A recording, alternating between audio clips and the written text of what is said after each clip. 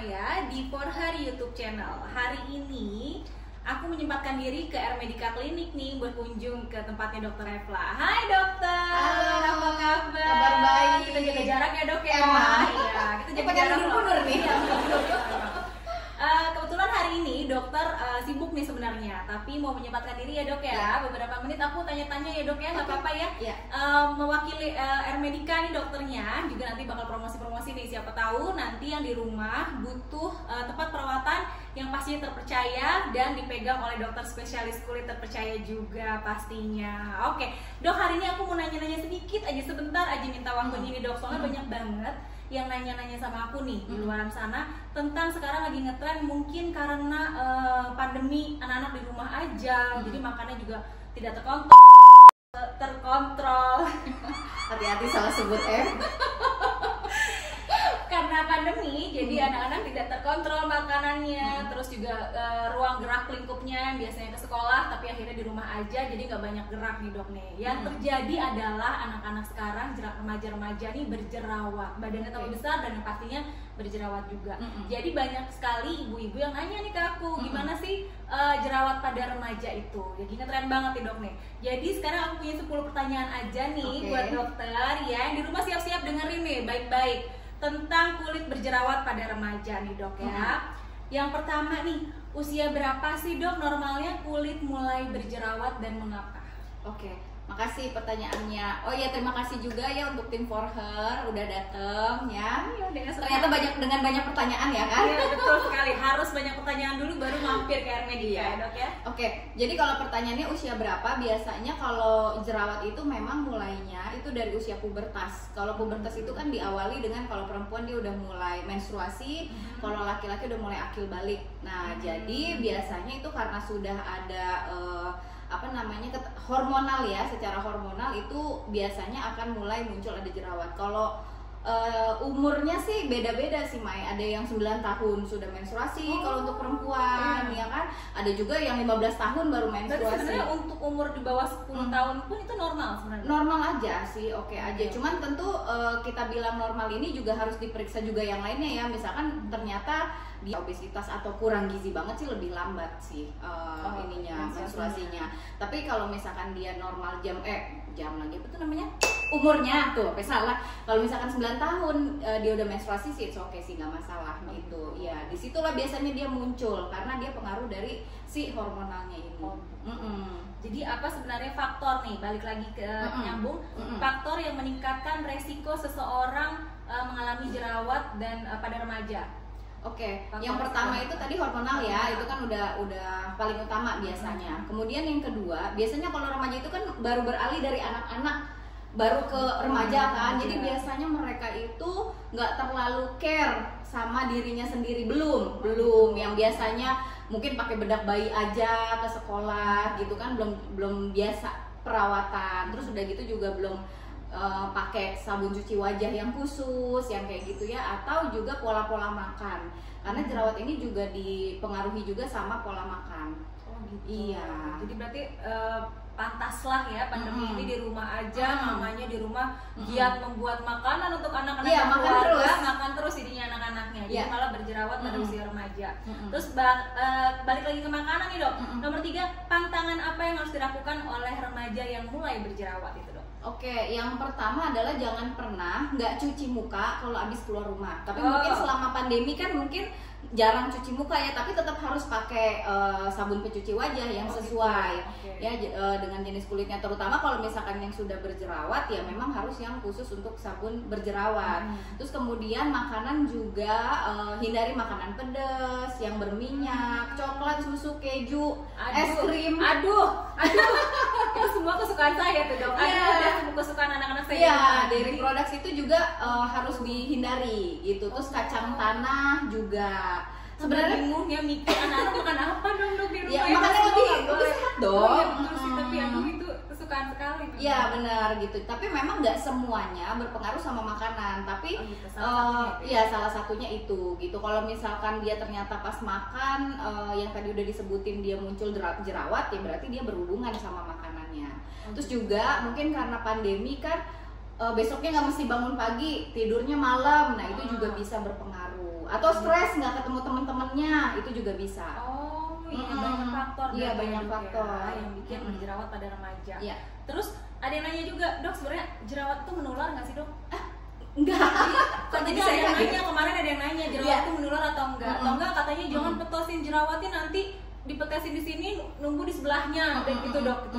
Biasanya sih enggak, memang jadi kalau jerawat itu dia bakterinya kan ada namanya P. acnes ya, Propionibacterium acnes. Jadi memang sudah ada sebenarnya gitu. Nah, tapi dia itu bisa dipengaruhi sama bakteri-bakteri yang lain gitu. Nah, jadi kalau misalkan petus di sini muncul di sini itu sih enggak ya, bukan tipe bakterinya yang seperti itu. Karena ada yang gitu. nanya kalau misalnya bobonya sama adiknya terus jerawatnya nempel di bantal, ini nular apa enggak sama kakaknya gitu atau gimana? Oh enggak, memang sudah ada juga sebenarnya gitu. Tidak menular ya.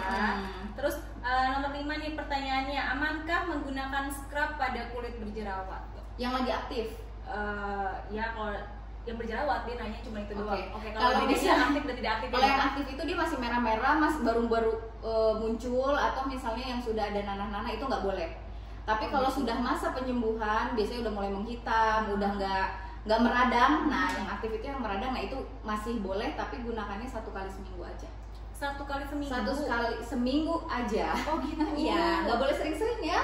Oh, nah saya pakai yang di pasaran kan banyak dong yang pagi sore nggak boleh, akan merusak skin barrier, kan bisa iritasi. Oh seperti itu. Iya. Jadi dicek tuh anak-anaknya di rumah menggunakan sabun wajah apa di rumah, aman nggak buat kulit mereka. Iya, Jangan sampai karena pakai yang di pasaran, produk pasaran malah bikin tambah aktif jerawat itu tambah banyak ya dok. Iya, bisa jadi ya, karena iritasi juga kan.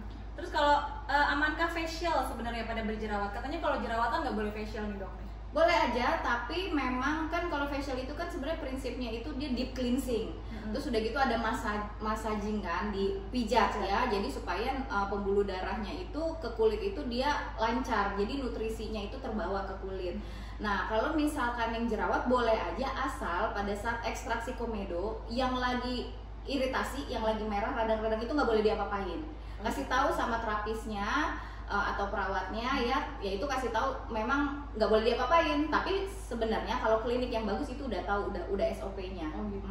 Jadi pastikan ke klinik yang terpercaya, bahkan Iya. facial sekalipun, apalagi untuk yang remaja ya, jangan sembarangan tempat untuk facial gitu ya.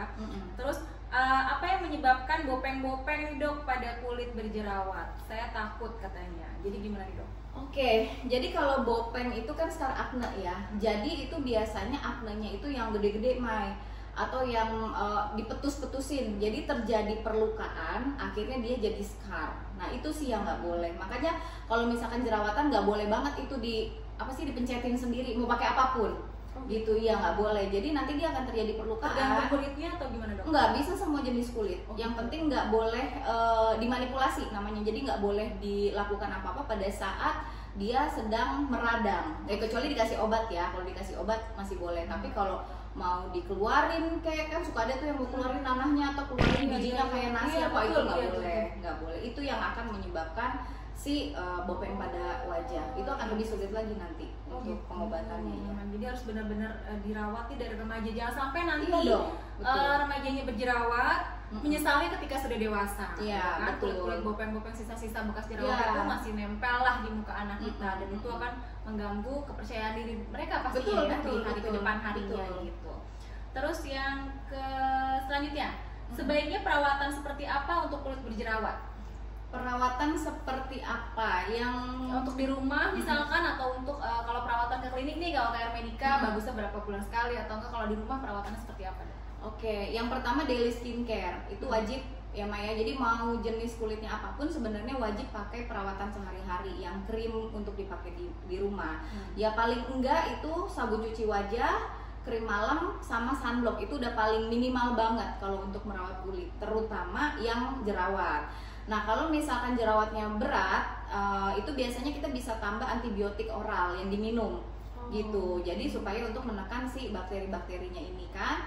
Nah terus kalau misalkan mau klinik ya mungkin kita bisa lakukan facial atau chemical peeling ya untuk matiin jerawatnya itu. Nah terus juga bisa lakukan IPL atau infus acne gitu. Ada infus acne? Ada infus yang acne, atau juga Kalau yang jerawatnya gede-gede banget itu mungkin kita bisa juga lakukan tindakan corticosteroid intralesi, jadi disuntik. Oh ya, itu udah berarti parah banget. Iya, jadi agak lebih ribet. Berarti sebenarnya perawatan untuk remaja nih, khususnya untuk di rumah sebenarnya boleh dilakukan. Boleh. Dengan skincare yang memang ada khusus untuk mereka remaja-remaja.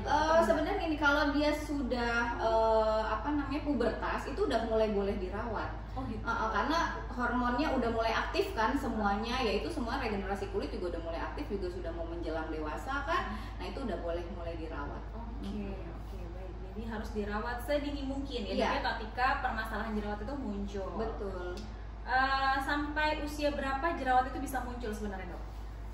Rata-rata sih usia 40 tahun itu dia selama masih, kalau perempuan ya terutama dia selama dia masih menstruasi itu masih mungkin berjerawat. Gitu. Ya jadi sekitar 40 tahunan gitu. Jadi laki-laki juga kalau misalkan, justru kalau laki-laki kalau udah selesai pubertasnya, dia umur 21 tahun ke atas, misalnya dia sebelumnya udah jerawatan itu 21 dia udah mulai stop gitu. Ya, tapi kalau misalkan dia sebelumnya belum, nah dia baru mulai, ya itu dia akan berjalan biasanya. Tapi kalau perempuan dipengaruhi juga sama hormon. Jadi normal lah ya kalau perempuan seusia saya nih sudah menjelang masih jerawatan, jadi masih normal aja. Nggak cuma jerawatnya pada remaja doang. Iya. Pada wanita dewasa pun atau pria dewasa pun kemungkinan bisa terjadi. Masih bisa.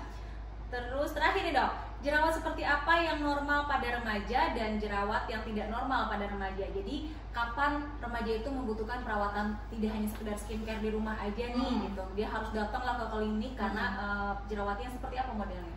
Oke. Kalau misalnya kalau pada perempuan ya terutama ya, kalau dia jerawatnya itu dipengaruhi sama hormonalnya itu yang mau mens atau sebelum mens ya dia jerawatan, ya itu dia cukup perawatan pakai skincare aja di rumah. Tapi kalau misalkan dia dalam 1 bulan dia terus-menerus berjerawat, nah itu sebaiknya memang sudah mesti ke dokter spesialis kulit untuk diobati. Karena itu juga nanti akan berpengaruh. Biasanya pada remaja-remaja ini kita lihat juga dia jerawatan, terus udah gitu dia menstruasinya terganggu atau enggak, atau nanti kalau misalkan udah sampai dia agak lebih dewasa dan dia menikah, terus udah gitu ternyata agak susah punya anak, dia jerawatan, terus udah gitu menstruasinya terganggu, itu biasanya ada masalah di kandungannya. Jadi penyakitnya PCOS, Polycystic Ovarium Syndrome. Nah, salah satu sindromnya ini adalah dia sering jerawatan yang nggak kunjung sembuh, diobatin agak susah, yaitu biasanya berpengaruh. Nah, itu biasanya kita nanti akan cek hormon profilnya. Jadi hormonnya, terus nanti biasanya juga saya akan konsultasikan ke dokter kandungan. Jadi untuk diperiksa sel telurnya, biasanya nanti jumlah sel telurnya itu kecil-kecil banyak. Nah, itu makanya jadi agak sulit punya anak biasanya begitu. Tapi itu bisa dikonsultasikan. Oke, jadi jangan sepelekan jerawat yang terlihat ya cuma jerawat doang deh, anak remaja jerawatan normal. Sebenarnya itu akan berpengaruh jangka panjang pasti. Bisa jadi. Apalagi kalau dia memang ada gangguan menstruasi. Biasanya juga yang perempuan ini dia suka berkumis yang kayak gitu loh. Nah, itu biasa hormon androgennya kan biasanya lebih tinggi. Nah, itu biasanya akan berpengaruh juga gitu. Nanti itu di dokter kandungan yang akan lebih jelas. Banyak faktor lah ya, yang pastinya. Oke, Dok, sekian aja nih. Udah selesai pertanyaan saya. Saya mau lanjut perawatan, boleh nggak, Dok? Boleh dong. Ya. Jangan lupa perawatan ke Air Medica Clinic. Ada di BSD ya, Dok, ini di Ruko Melati Mas Square. Iya, di Ruko Melati Mas Square. Datang ke sini, ketemu langsung sama Dokter Refla, konsultasi langsung sama Dokter Refla, dan pastinya di sini tempatnya menyenangkan dan pastinya terpercaya. Dokter-dokternya luar biasa terpercaya. Dan perawatannya semua ada, Dok. Semua ada ya, Dok, ya di sini. Semua ada. Dan pastikan semuanya nonton terus For Her YouTube channel, dan pastinya subscribe dong, komen-komen lah ya yang banyak, pertanyaan apa yang mau dilontarkan ke Dokter Refla lagi untuk pertemuan selanjutnya, dan yang pasti like. Ya udah, sekian aja untuk semuanya, sampai jumpa lagi di For Her YouTube channel. Bye bye.